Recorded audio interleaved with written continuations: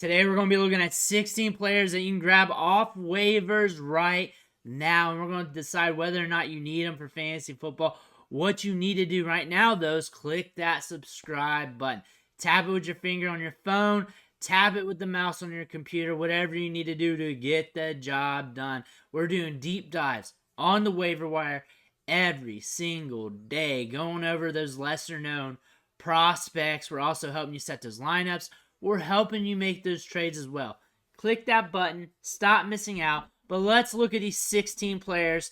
The first player we're going to be looking at today is Leonard Fournette. Just got picked up by the Buffalo Bills. Will be on the practice squad for a bit. How long that bit's going to be? Could be a few more hours. Could be a few more days. Could be a week or so. We just got to wait and see. But they do have a need at the running back position. Damian Harris is out. Latavius Murray's not getting done.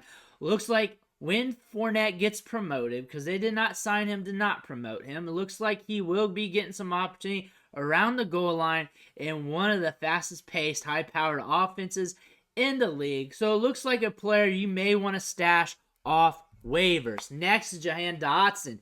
Week 8 was his coming out party for this year. 24.8 PPR fantasy points. It's been a quiet season for him after a decent rookie season that was often injured. But in week 8, he saw 10 targets, almost a 20% target share, 9.9 average depth of target. Weeks 1 through 7, just 5.6 targets per game, 16.5% target share, and an 8.4 average depth of target. So he's been down most of the season. That's because Sam Howell does a great job spreading the football around. Terry McLaurin is the only consistent weapon in this offense, really. He's consistently getting done in the passing game. Jahan Dotson is coming off from his up game here.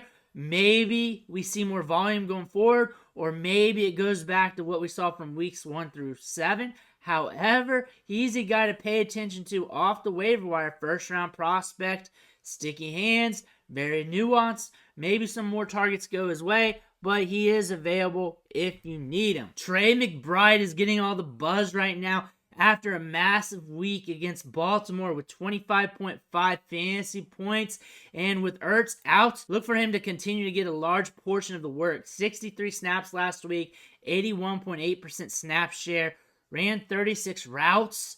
64% of his snaps were in the slot, targeted on almost 40% of his routes ran.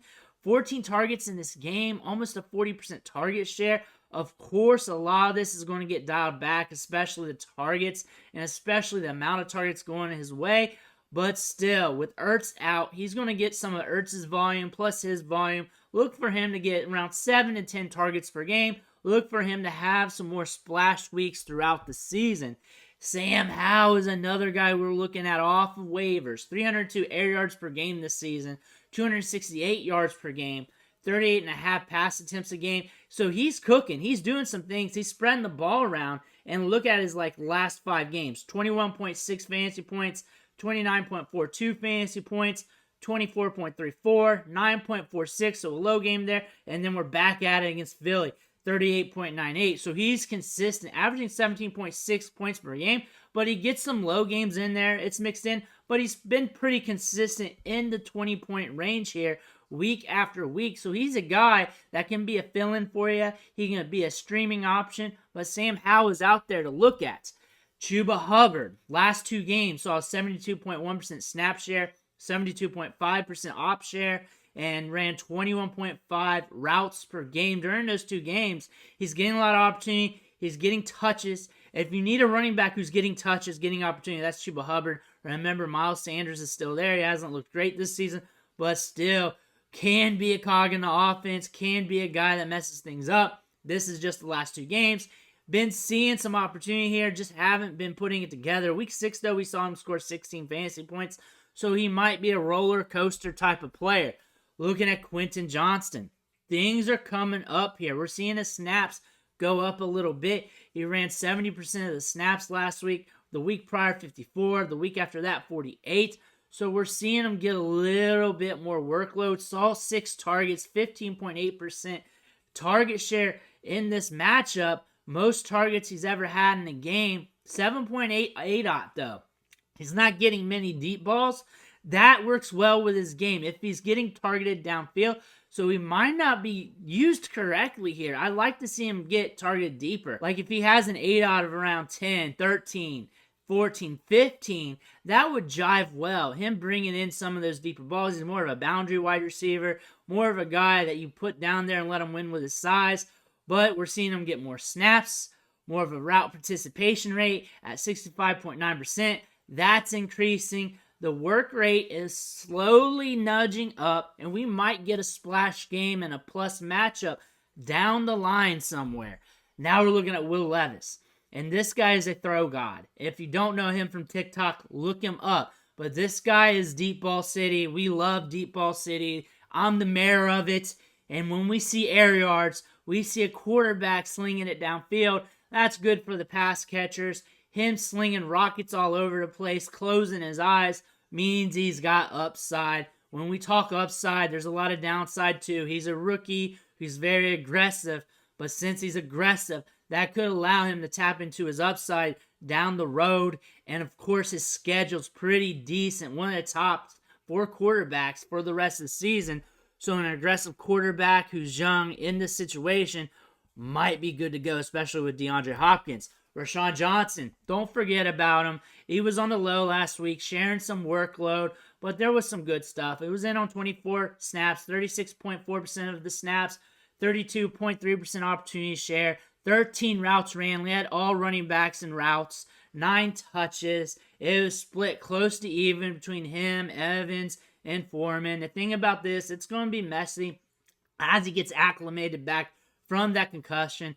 Foreman was holding it down when he was out. So this is something you got to pay attention to. Johnson has some upside, though. The young rookie, the first rookie drafted on day 3 of the NFL draft. Brandon Cooks, last 2 games, 45 snaps a game, 70% snap share almost, 8 targets a game, 12.5% target share. The thing about this, Michael Gallup's there too, seeing a 20% target share during that time. 11.3 ADOT. He's been stellar these last couple weeks because he was able to find the end zone, but still, he's been productive. He's been on the come up. Michael Gallup's getting targets. He's a guy on waivers you may want to look at. Now we're looking at Amari Demercado. I don't have much here. He's getting touches. It's going to be a roller coaster type of player. He's going to be up and down, but if you want touches, here it is. He has 33 touches in the last 2 games. That's what we're looking at with Amari Demercado, a running back who might cross the goal line, catch a few balls, maybe do a little something, or get some touches, do nothing with it like we saw last week. Now we're looking at Jaden Reed. Last 2 games, 5 targets a game, 13.9% target share, 30.5 routes ran per game with a 73.5% route participation rate. He's the slot receiver. He runs most of his routes in the slot. So there's going to be games where he blows up and games where there's nothing. He gave you 2 back-to-back performances of over 10 PPR fantasy points, technically over 11.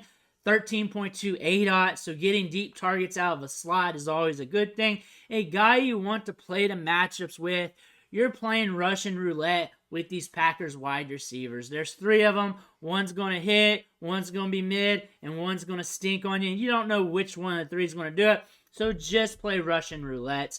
Zach Charbonnet, week 8. He outsnapped Kenneth Walker, and a lot of people on the internet, especially Twitter, is acting like the sky's falling here. 34 snaps, 58.6% snap share. But we covered this extensively last week. Probably got to cover it again in another video. But Kenneth Walker's calf is what we're working against here. It's Zach Charbonnet versus the calf. If the calf gets worse, because there's a good probability, or there's a higher probability that it could get re-injured because calves get re-injured, then Zach Charbonnet could be in for a much bigger workload. Going forward, these 2 running backs will be sharing the backfield. Kenneth Walker's that guy when he's healthy. He's going to be getting most opportunities with Zach Charbonnet seeing the backup role. But it's that what-if situation here. And we're close to that what-if situation while Kenneth Walker's dealing with that calf injury. And it's proven to be something because he got less of a snap share than Charbonnet and was out some practices last week. So pay attention to that. Now we're looking at Rashid Shaheed. He is what we wish Jamison Williams could be because last 4 games, 15.5 average depth of target, almost 5 targets per game, 12.4% target share. He's getting those deep balls. He's either giving you splash weeks or nothing. And that's great for fantasy football, honestly, because those splash weeks, they win you weeks. If you play the lineups with him, you take that gamble, you play the lottery, and if he gives you that splash week like he did last week, he wins you weeks. He can lose you weeks, but you're not starting him consistently anyways. You're starting him at a gamble off the waiver wire, and Rashid Shaheed's a good gamble to put some chips on, because those consistent guys off the waiver wire, they're not going to be hitting 24 off and on like he is anyways. Now we're looking at Tyjae Spears. He's connected to Derrick Henry. Henry gets out. He gets hurt. Tyjae Spears is up. Everybody wants him, so if you want him as a stash, go get him. Henry didn't get traded. It's hard to trade running backs. There's not much demand for him, but still, he's getting a lot of snaps. He's getting a lot of run. Honestly, doing a lot for a rookie running back. Now we're looking at Demario Douglas. Kendrick Bourne out with an ACL, and it's time for Douglas to step up. Had a 25% target share in week 8. In last 3 games, had about a 17% target share, so he is getting opportunity. Looks like he could be the next man up in this passing game. A guy you may want to take a stab at off the waiver wire. Now we're looking at Khalil Shakir. This guy has a lot of upside. We talked about him a little bit during the offseason, and his time's starting to come. We're seeing his route participation rate increase by the week, and we saw him hit 71.7% last week. A big factor of that is Dawson Knox being out. They got to use 11 personnel more. That means he's on the field a little bit more, getting more opportunities. 6 targets, 15.4% target share, 53 air yards, got 15 fantasy points. If you're looking for a guy who could deliver on some boom weeks, be volatile, be up and down, be boom bust, maybe like a lighter Gabe Davis type of dude, Khalil Shakir could be that guy, because he's going to be on the field more with Dawson Knox out, getting more opportunities, plus matchups, and you're hurting. You may want to roll with him. DFS could be a cheap guy to throw in lineups, because he does have upside in this offense, which is very powerful and can score on a whim on any given Sunday, which is something we like with these fantasy players. But those are 16 guys we're looking to get off the waiver wire here in week 9. Let me know who you got off the waiver wire this week. Let me know what you think in the comments below. Make sure you hit that subscribe button on the way out. I want to thank you for watching. Catch you on the next video.